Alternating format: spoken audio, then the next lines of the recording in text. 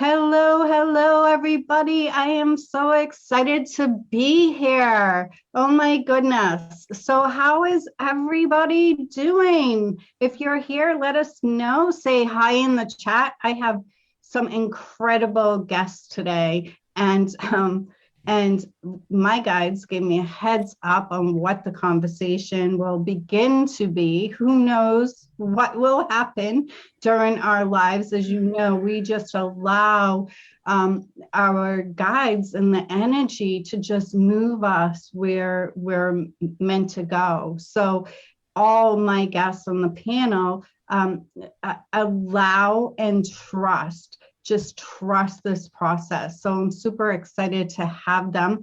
As you all, well, maybe not all of you know, Ms. Nori Love, and I could not have done last season without Nori. She has been amazing. I would be texting her at midnight saying, hey, do you want to play? And she's always like, yes. So she is just such her insight, her wisdom, her knowledge. She's been on this path for a very long time. So I'm super excited to have you here. Hi, Nori. Hi, Suze. Thank you. Hi, Cher. So, and my next guest was in my summit, and we've had the opportunity to play together a few times. And I love her perspective on the law of attraction, on awakening, on, just manifesting. She is a powerful, powerful manifester, and I'm super excited to have her here. She was in our summit, so you probably remember her. Hi, SHERRI. Hi, Susan. Thanks for having me. Oh, so happy. So, so we have a lot of new people in this group. So I just want to say a special hello and welcome to all of you. Thank you for being here. Wherever you are on your awakening journey is perfect. Okay. So, before I get started, I just want Nori and SHERRI to just say a little something about themselves. So I'll start with you, Nori.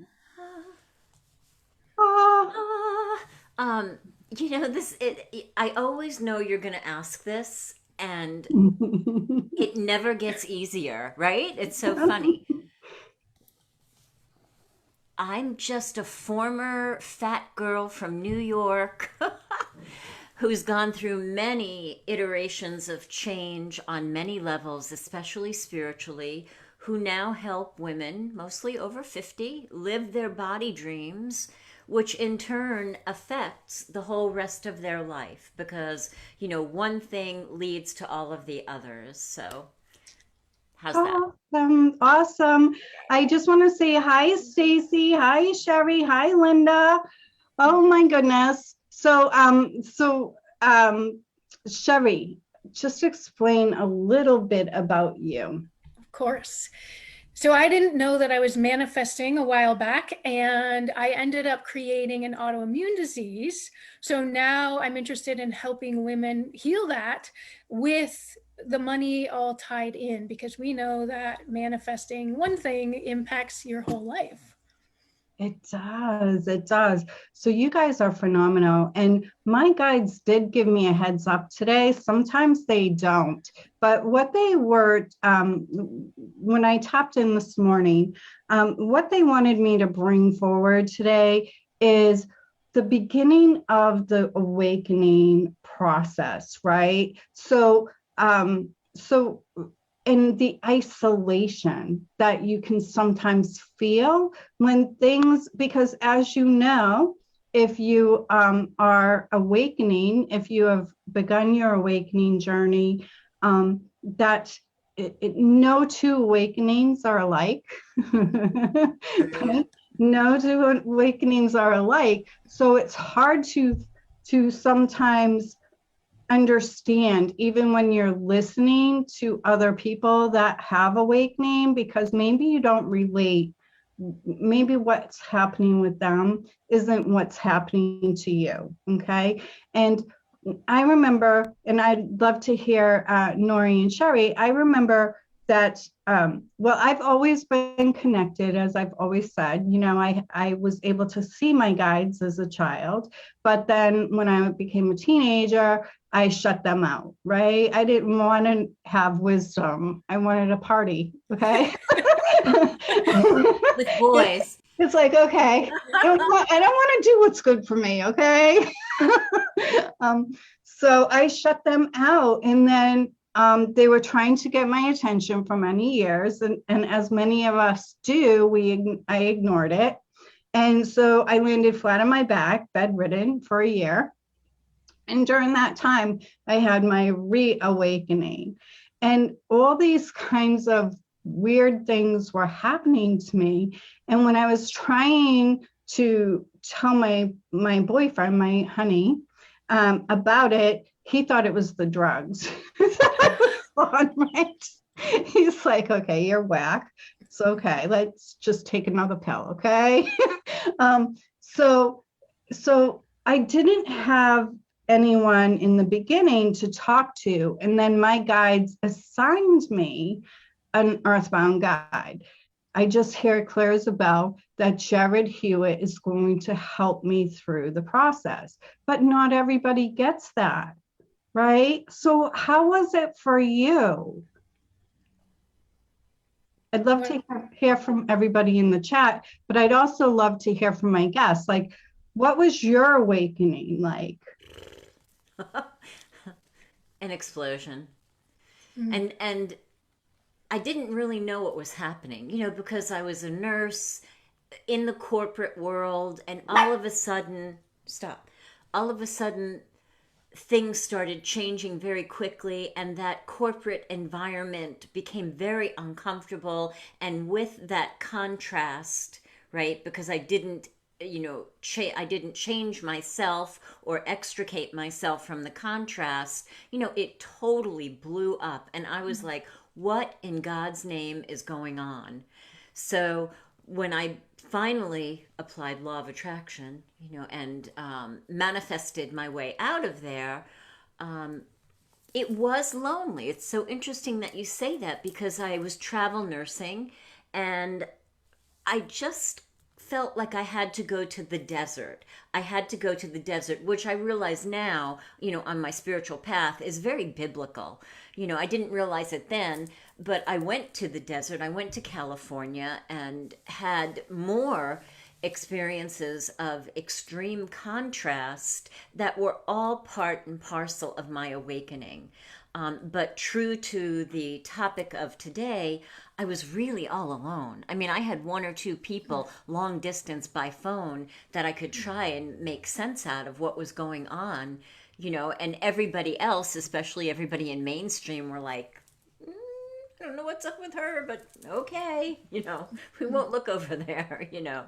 So it's very abrupt. It was very abrupt for me, and for most friends and clients, it was that way for them too. You know, it's not like an easy birth, you know, you just like slide out and go, yay, I'm here. You know, it's like push and pull and give and take, and oh my God, what was that? And then you realize, you know. But the beauty is, to make a long story short, we have forums like this. We have lots of people who have awakened before us. So for people who are in any degree, right, any trajectory, any part on the trajectory of awakening, there's always somebody there now to give a word of wisdom, or to, you know, just have a conversation with, so you don't feel like you're losing your mind, you know? Right. Like, did I really see that orb? Exactly. Did I really see that? Or did I really hear that? So yeah, mine was abrupt, but I think because I was on medicine, you know, pain medicine, I was on 22 pills at the time, that maybe because I had no choice but to listen, that's why the guidance came through so clear for me. Like, I literally heard, like, like Jared Hewitt is your guide. Wow. I'm like, okay. Thank you You very know? much. I'm on it. It's like, okay. And I just like found Jared Hewitt. I knew he was on You Wealth Revolution. I'm like, my guides say that you're my guide. So what are you gonna do with me? Okay, so, but he was exactly the right person for me at that time. But not everybody has that experience. So Sherry, what was your experience? Well, for me, it was almost like I was trapped inside of this bubble that only I understood. So I had a really hard time relating with other people and understanding the point of the life I was living. And I just kind of felt like I was getting weirder and weirder. And I was really nervous about what people would think about me. So I internalized a lot. And I had this like whole mental game and emotional like numbness. So for me, it was like, when I finally allowed myself to break out of that box, it was just like, oh, finally, I can be more normal. So I think it was like a lot of resistance that built up for me before I broke out of it. Right? Once we accept our own weirdness, right? It's like, oh my God, this is who I was supposed to be the whole time, right? Right. It's like, okay, I was always supposed to be weird. um, but I'm loving this conversation. And Linda is saying that she shut out her guides as a teenager as well. And so I didn't, I was even more powerful, intuitive when I was young than I am now, even though I am working every day to expand. And but as a young child, I would just know things, and I would know, I just knew things. And so, but I wasn't in the environment where I could ask questions. So I was very isolated as a child too. My older sister just recently admitted that part of the reason she hated me growing up was that I had an invisible friend and she didn't. Wow. And I would know things and she didn't. So she resented me. Can you believe it? Aww. But so being isolated is a real thing, right? In the beginning, like my boyfriend and I almost broke up about this, but I'm like, because when things really started, when I really started getting messages, I tried to talk to him, and he was brought up in the Catholic Church, and he thought that I was just imagining it, or I wasn't telling the truth.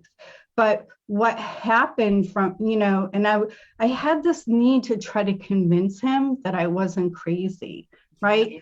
Like I remember we're on the front porch and I'm telling him what's going on with me. And it was scary. It was kind of scary, like really powerful things were happening. And I'm like, if you love me, you have to believe me, right?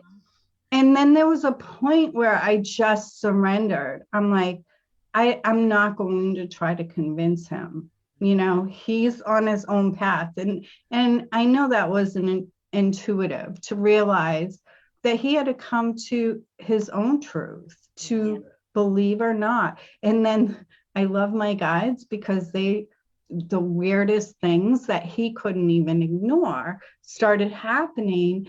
Like we went to a wildlife refuge and we walk in and the guy that was there comes around and approaches me and he says, my daughter gave me a book on awakening for Christmas. Okay.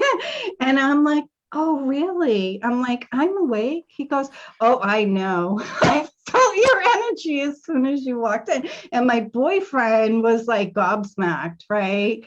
And he's just with his mouth open. And me and this man at the wildlife refuge are having this very intimate conversation about awakening. And my boyfriend took a picture of us together. Wow, that's awesome. Right. And then like people would just walk up to me, a woman, we just finished breakfast, and one of the waitress comes running after her. I'm like, we did pay, right? She comes running down the aisle. She's like, wait. And I'm like, oh my God, you did pay, right, honey? And she's like, I don't know why. She said, but my daughter's in the hospital and she's dying of cancer. And I just know that you can help me. Will you pray for her? And so those kind of things, it doesn't happen anymore, thank goodness. But I think my guides gave space for Steve to come to the truth, right? And then that Christmas, he gave me this necklace, angel wings, and he said, and it had six signs that I know you're an earthbound angel. That is awesome. Right? So if you have family and you're trying to convince them and you need them to believe you, just connect to your guides and ask them to help you, and then just surrender and allow. So, Suze, now I know, based on what you just said, now I know why I said, oh, I'm just a former fat girl from New York. I'm like, why am I talking about New York? Because it's so interesting how God, the universe, gives us the opportunity to have those situations with the people who are either most important to us or believe the least, right? So here I am in Morrison's cafeteria in the deep South, traveling with my parents. My mom was like a little New York drill sergeant, and I'm telling her all these weird things that are happening to me. And she's like, oh yeah, whatever, whatever, Noah, So we're in Morrison's cafeteria, their favorite place. This lady is choking. There's some doctor sitting there going, somebody needs to call an ambulance. I get up, immediately go over to her. While I'm talking to her, I'm getting direction, right? It's like prayer, just going up. And all of a sudden, whatever she was choking on went away. Her eyes were this big, and everybody in the place just stopped. She and I walked to the ladies' room together and held each other. And then when I went back to the table, I was like, all right, Mom, what was that? And she goes, Nora, God works in mysterious ways. Like, that's the closest thing she could get to your awakening, But God was working through you, Absolutely. right? Yeah. Yeah. So I want to read this. This is from, let me just make sure I have the right person. This is from Stacy, who's going to be on the show, which I'm super excited about. She wrote, I don't know if this is what you're asking, but here you go. How did I get where I am? What was my awakening? As a result of experiencing grief from a death of a close loved one, my first grief experience got me on the healing path and opening up to a world I didn't know existed. Now I love helping my clients transform their lives through mindset shifts, coaching, balancing, and restoring their subtle energy healing, and teaching to empower them in their own health and well-being. So beautiful. That's so beautiful. It's all about trust. Would you say, like, when weird things start happening to you, it takes a level of trusting what's coming forward, right? Even though you don't understand it or you don't know why you're receiving it, do you trust it, or do you sometimes still push it away? Sometimes, I think in the beginning, it was two things.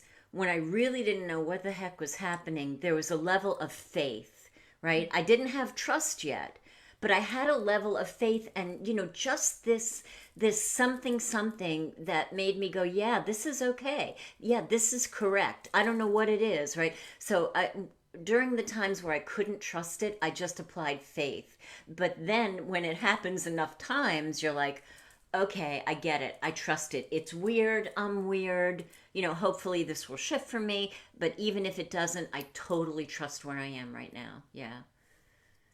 For me, I think that you are building a relationship with that aspect of yourself, and then you're gaining more trust in yourself and your connection as that's happening. That's so good. Yeah.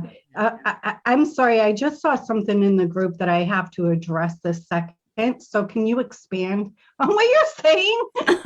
Yeah, sure. For me, I just wanted to mention that something similar happened to me as what Susan mentioned, and I'm only kind of just now realizing it. So I was reading things like Edgar Cayce and Shirley MacLaine when I was like 8 and 10, but then I ended up moving away from that aspect of myself and getting more into the physical and more into the human. And I feel like it was the situation with the autoimmune disease that actually pulled me back in. So it was an interesting, and by then I was like super confused about why the healthy person would call in an autoimmune disease. So I had to apply a lot of trust and a lot of faith that I would figure it out. Wow. So it really is, it does take a level of trust, but my guys are like, don't skirt over the isolation portion, right? Because it's so important during this time, wherever you are in your awakening, right? And we say that we are awake, and we are, but we're always awakening. We're always like, we're forever becoming, right? We're forever becoming more and more awake as we learn and allow more and more. But if you're feeling like you have nobody to talk to about what's happening with you, it's so important. These things are happening to you because you're meant to make this shift, right? So instead of maybe ignoring what's happening, because we all know that have gone through the process, that you can try to ignore it. You can try. But one way or another, spirit's going to have its way with you. And so I had to become bedridden to listen. Okay. So if you're just trying to ignore what spirit's saying to you, it's not going to work out so well. What do you guys think? No, Sherry, please go. Yeah. Well, for me, I had a situation today where I went to the library because they've got faster upload and download speed. So I was like, oh, I'm going to go to the library, and I wanted to do some Akashic record work, but I didn't want to whip my pendulum out because I'd feel like a weirdo. So there's still situations like even now where I'm so far along this path that I'm still having those weird, like, oh, should I do this? Should I not do this kind of situations? I love that. And this is all reminding me of what Suze said in the beginning, right? When we were all, magical little kids with all kinds of powers that all of us put away, right, during our teenage years. But imagine if we could go back there now, right? We had no doubt that what we were doing was completely normal for us, and it was when we made ourselves wrong or other people made us wrong or we compared ourselves and felt like we didn't fit in, that's where the perceived separation came from, and then the loneliness. And even now, to think, oh, I don't want to pull my pendulum out in the library. You might have met 20 people that day if you really did it, Really. True. Yeah. Right. Like, hi, weirdo. What are you doing? The weirdo in you sees the weirdo light in you. I love you. Right? Yeah. I want to be weird too. Because we're all spiritual, right? And we're all awake at some level, okay? Because and I love, Nori, that you brought up the perceived separateness, right? Because we are not separate. You are a spiritual being having a human experience. It's just when you open up and allow more of that side of you can shine through. And it is so cool what you become capable of. So I would love to ask the audience, and Stacy saying, don't allow outside influences change who you are. No. But sometimes it's, we don't want to bring attention to ourselves. Right. So Linda's saying, on the flip side, there are people that will push you to use your gifts when you aren't ready. Interesting. So Nori, what are some of the things, because you're now open, right? So what are some of the things that spirit allows to shine through or come flowing through you now? Things that I personally get, or things that people get from me, or whatever comes to your mind right now. Well, what comes to my mind is when I was working as a hospice nurse and going into a hospital to meet a patient who just got the news that they were dying. And literally, I'm walking the stairs up, because I didn't take the elevator, and I'm praying and I'm connecting. And I walked into this lady's room and she goes, "You were just praying." And I was like, "You're right." So from that moment on, people who were open to receiving the higher part of me could then see me. Like that buffer that I had around me went down. And that is just so amazing, so liberating and satisfying, Right. I love that you said that, because that was like the wildlife guy, right? Like I was open to be seen. So because he was awake, he could see me. Yes. So that's so cool. And so it's almost like we glow. Do you think that, right? It's like a beacon. So if you feel like you're being weird, you're going to attract the other weirdos. And trust me, we have more fun. We have more fun. Go ahead. And the interesting part of that, it was that the people who weren't awake but would perceive something in me, they'd very often go, "I know you. Do I know you?" And it happened so many times that I went to my teacher and I'm like, "Why is this happening to me?" And they're like, "Because they're sensing in you, they're seeing in you that higher nature, and that makes them feel safe, so they feel like they know you." And that is just so magical. That's beautiful. And because people recognize that, isn't that confirmation that we are all connected? Yeah, it's because then you walk outside, you step in a mud puddle, you drop your coffee, and you're like, "I'm that, but I'm this too. Wait a minute." Right? It's like we teeter from being fully awake and conscious to slam. Exactly. So Sherri, like, when did you realize that you were connected to everything? I think that's a really good question. And there was a time maybe 8 years ago where I was introduced to the universal laws, and I actually did my coaching program with a Quantum Success Coaching Academy. And that was all about the universal laws. And I think that kind of, broke it open for me. And then I found the Akashic Records and the pendulum and all of that. So for me, I'm laughing at the two of you talking about how you can be, totally 3D and then jumping to 5D, because that happens all the time. And I feel like now I understand how I create my own resistance. Hmm. Oh, I love that. Yes. Yes.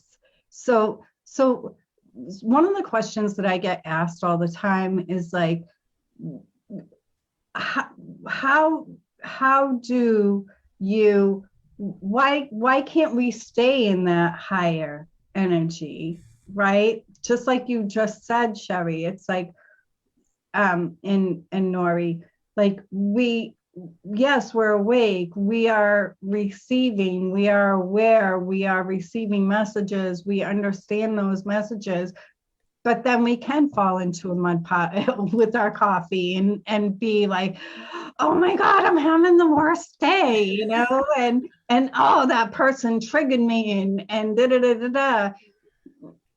It's because we came here to have a human experience, Right. not to be spirit in the human experience, right? Would you say that? Let's talk about it. Yeah. That, Susan, and without the contrast, without the contrast of me going to the desert and having, like the proverbial worst time ever, right? Without that contrast, to the same degree that the contrast was the same degree that I sought for higher, and that I chose more for myself. So even without the mud puddles, how can we'll just like hover, we'll stagnate if we don't have contrast to choose. Like, okay, I experienced that, but I don't want that. I want this. Yeah, I love that. And what would be the point, right? We came here as spirit to have this physical human experience. If we could stay awake all the time, there would be no point of having the experience. Would you say? I think that's true. Yeah. For me, the contrast is a way for me to understand what I do want, but also what I don't want. Yeah. Right? And Right? the flip side of that, Suze, I think the physical contrast that we go through helps us to be a little bit more to choose to be a little bit more shiny or a little bit more clear in our gifts. We could use it and get in a bad space and be grumpy, right, and dull our gifts. But if we take that opportunity, find the gift in it, like you say, and use that small bit of contrast to hone our gift or our love or our self-love, right? Or whatever it is in that moment. It seems like it works on both sides. Looks like an infinity symbol, right? Yes. Wow. Yeah. Yeah, I love that. Wow. Yes. So Linda is saying, I love that look from a stranger. Like we have an intimate, unspoken secret that we can both say, don't you? Right.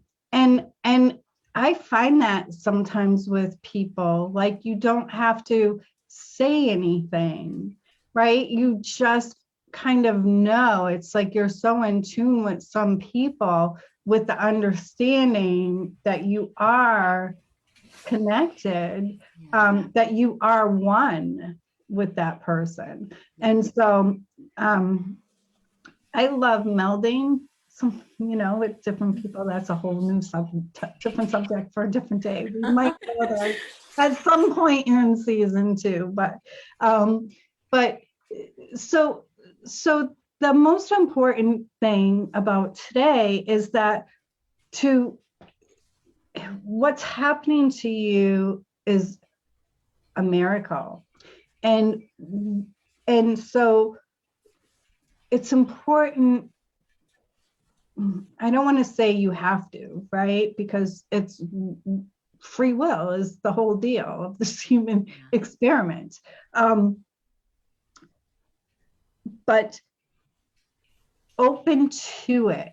Like so many times their guides are speaking to them, or they're showing them signs, like you find a feather or a dime or something on the road and it's spirit talking to you. But we are so quick to brush it off. And a lot of times because we're too busy to deal with it, right? So what if you, instead of brushing it off, you see that feather and right away, you know, there's significance to that feather, and you pick up that feather and say, okay, Spirit, who sent this to me? Right? To just play with what is coming forward, or you get a visual. And I literally couldn't visualize before I had my reawakening. I couldn't, like, I could hold an orange right in front of my face and study that sucker and then close my eyes, and I wouldn't be able to see that orange in my mind. I was that bad at visual. But now, like when I first started awakening, they would talk to me a lot, right? Or they would come through when I was writing. But now it's mostly either knowing, or they give me visuals and I just intuitively know how to interpret them. Yes. Right. But opening up with a sense of curiosity, right? And know that you can ask your guides to support you. They're right there. You have this whole amazing spiritual team. And they love to play. Right. And they just want to help you and assist you. But we got this whole free will thing going on. And so you have to invite them in. And they even take invitations that sound like, what the heck is going on? Will you tell me, please? They take those invitations to help you. I'll give you an example with Linda, who's on the chat today. Linda, you know, I gave away so many prizes during the summit, which was amazing. And so like February 16th, I mailed her prize. And the post office, her post office and where she lives said they tried to deliver it, but you know, they couldn't. So now they're returning it to the United States. And so Linda's telling me this, and I'm like, no. So I stopped the chat with her and I'm like, listen up, angels. I have an emergency. I need your assistance. And then I just let it go. So we'll see. You know, we'll see if it gets returned or does it find its way to her, which that was the assignment. So we'll see. But do you guys incorporate your relationship with your spirit guides in your daily life? Oh, yeah. Yeah, I do too. And I ask a lot of questions.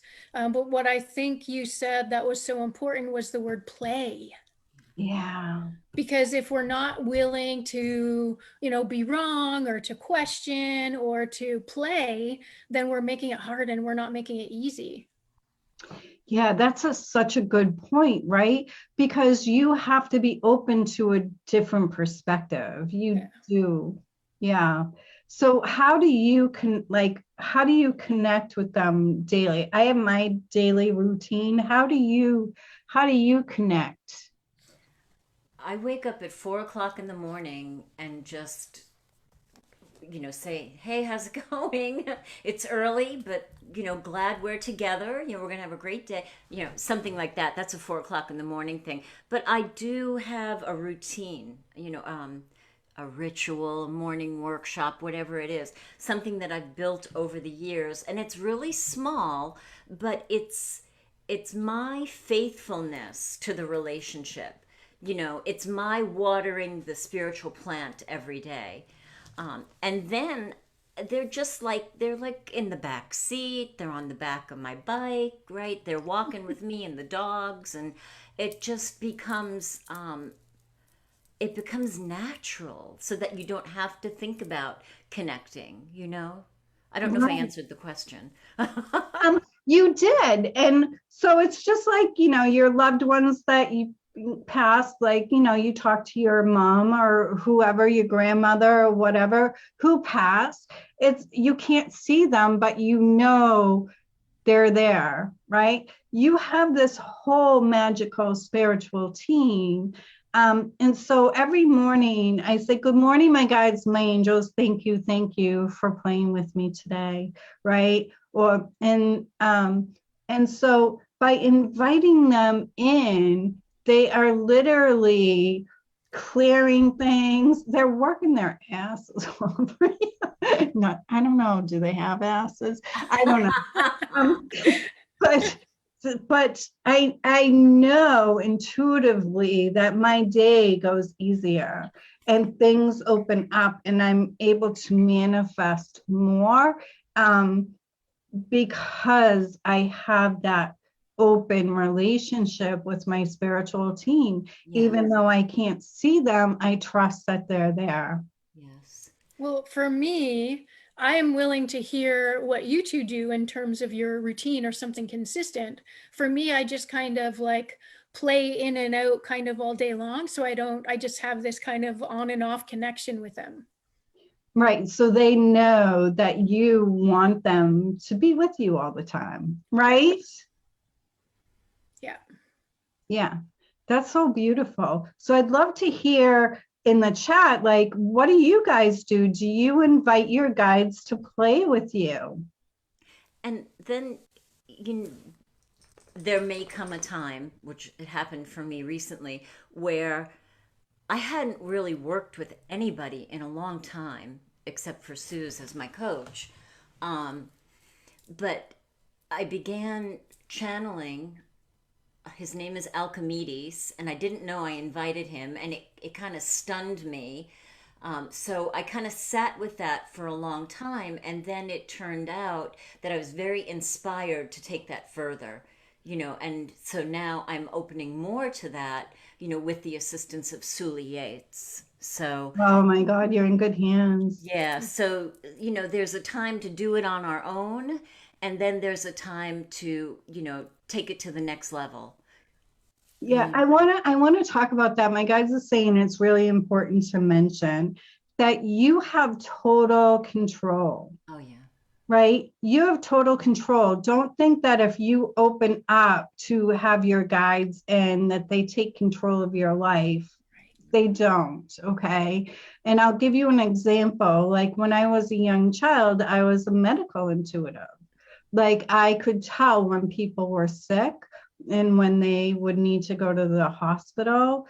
I actually, and talk about isolation, because I could never say it, but my aunt had a baby, and so she got home from the hospital. Back then they would keep the mom in the hospital for like 5 days, right?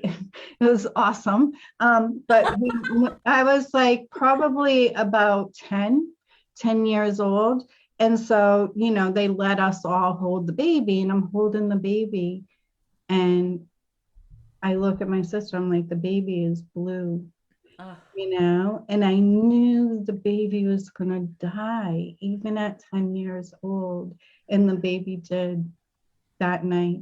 The baby died, but I didn't have the type of family dynamics where I could say, well, how I can tell when people are sick, right? So I carried that with me. And there was another instance that made me shut my guides out.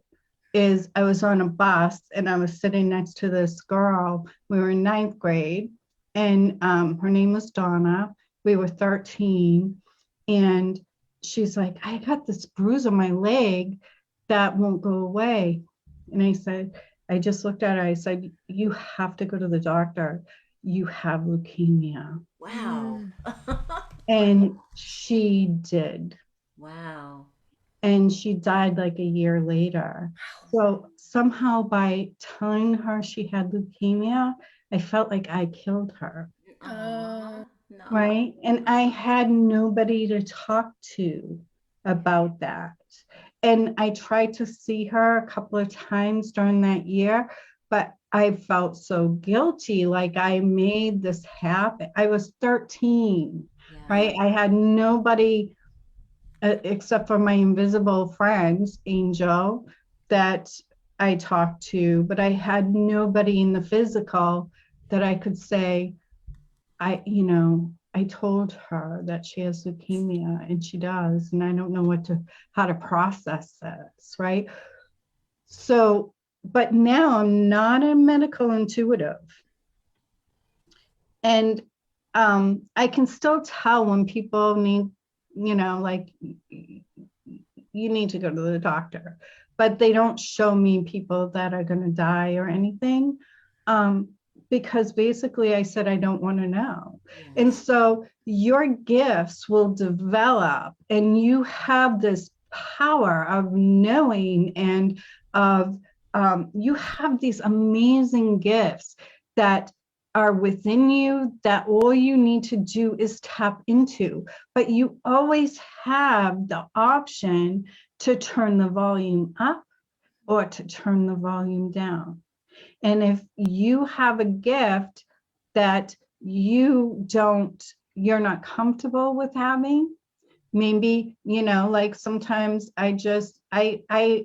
I'm an evil person detector. I can see evil. Like I could smell it from across the room, right? Thank God.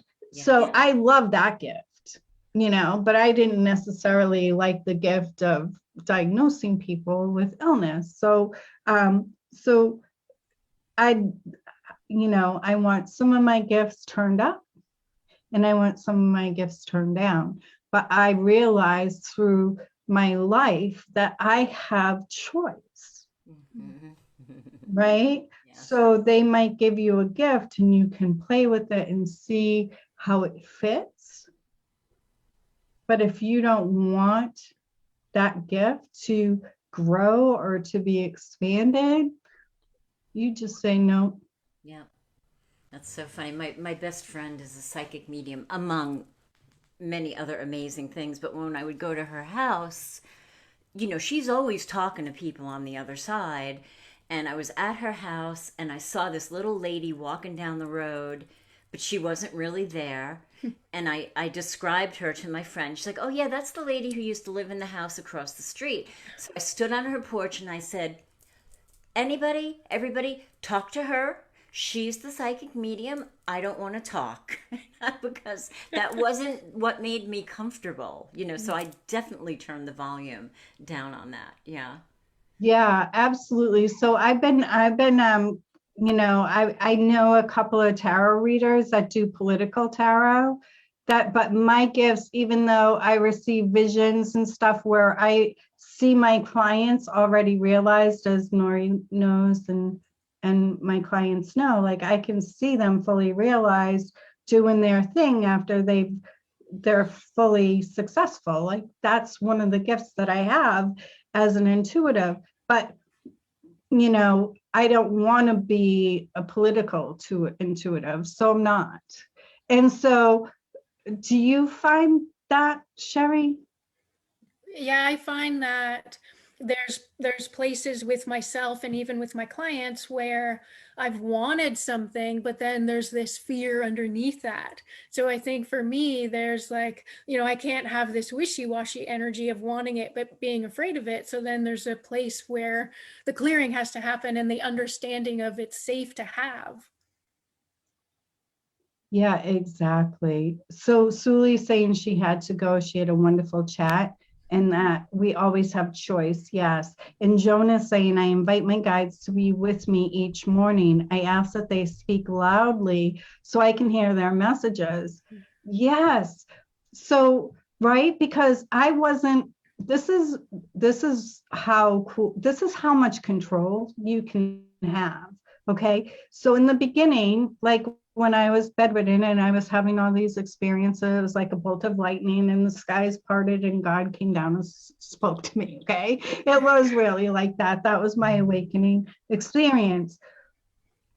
But I would get messages, but I was confused. Is that me or is that you? Is that me or is that you? So I asked my guides to, tickle my head when it was them. And then all of a sudden, like when I said something right, they would when they started tickling my head. And then when I say something right, like when I relate a message properly to somebody, they would go like this, I would just feel this gentle. And when spirit was with me, I would feel like warm all the way down my back. And, so I learned the signals. Yes. Now, as I've grown into my gifts, they still tickle my head when they're celebrating. And when spirit comes forward, usually I want to cry. Sometimes I actually do cry. Always. Right. Yep. And but I still get that down my back. But now I can tell the difference. So this is how supportive your guides can be in your journey, right? So what kind of signals do your guides give you so you know it's them and not you? For me, I get the hair on my arms and kind of my whole body just will stand up. And that's how I know, like, truth, truth, truth, truth. Yes, thank you. Yeah. Definitely. Yeah. I get that too. And sometimes when it's really powerful, I feel like somebody hit a xylophone. The vibration that a xylophone makes. I'm like, okay, that was you. And the same thing with you, Suze. I mean, when spirit really comes in, I mean, literally, I did a healing circle with some friends and I cried through the whole thing. I was able to speak, but when spirit rolls in, and even when it was happening when I worked in the burn trauma unit, and I was working with a patient, the tears would just pour, and I've just accepted that, as one of my signs. Yeah, like that's still like, I don't have spirits come to me that often, but they do sometimes. Like one client, her mother, like was so present every time we met. And then I just recently had another experience where her husband passed and he came through and I just started sobbing. I'm like supposed to be the coach. And I'm like a freaking mess. My nose, I'm an ugly crier. Like, so my nose is running and my face is blown up. But I just felt this overwhelming love. It was just this overwhelming love. And it took me like 5 minutes to just kind of compose myself. Wow. So because it's not a normal thing for me still, the emotions that they bring forward with them can be overwhelming sometimes. It is like love. It's love. Yeah. So wherever you are in your awakening journey, know that there's support for you. Okay. There's a lot of support, such as this group and the coaches that I bring forward. They know what you're going through because they've been there. So connect with them. Suli and I were talking. She has this amazing space for people that are just exploring their awakening, which is a beautiful thing. There's a lot of support for you. And all the coaches that I bring forward on this program, they are awake, okay? So any one of them, they all have their own style and their own expertise. But if you reach out to any one of them that if you open, spirit will say, just like mine, like SHERRI is your earthbound guide or NORI is your earthbound guide. But they can help you make sense of the odd things that are happening, like seeing, like hearing things or getting visions or just kind of knowing something that you're like, how did I know that? I have no idea how I know that, but I know it. And so any one of my coaches that are on this show can help you through your awakening process in whatever specialty way that they have. And they always bring their gifts through what they do as coaches, as leaders, as healers. So what would you like people to take away from this conversation, Nori?